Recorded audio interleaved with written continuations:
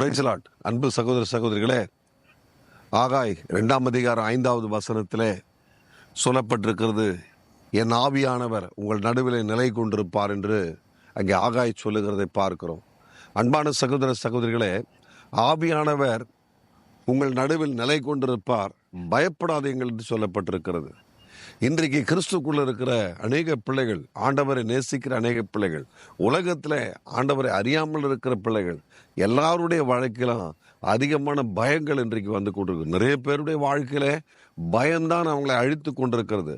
ஒரு பிசினஸ் பண்ணா பயம், ஒரு தண்ணீர்ல இறங்கி நடந்து போகணும்னா பயம், ஒரு வாகனத்தை ஓட்டணும்னா பயம், ராத்திரியில இருளான நேரத்தில் நடந்தா பயம், ஏன்னா பேய் வந்து பிடிச்சிக்கும். இப்படியெல்லாம் நிறைய பயத்துக்குள்ள வாழ்ந்து கொண்டிருக்கிறோம். நமக்கு ஆண்டவர் சொல்றாரு, ஆவியானவர் உங்கள் நடுவில் இருக்கிறாரு, நீங்கள் பயப்பட வேண்டாம்னு சொல்றாரு.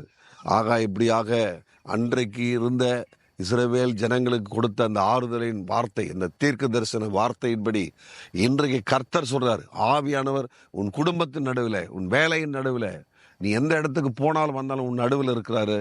நீ பயப்படாத, கர்த்தர் உங்களை உயர்த்துவார்.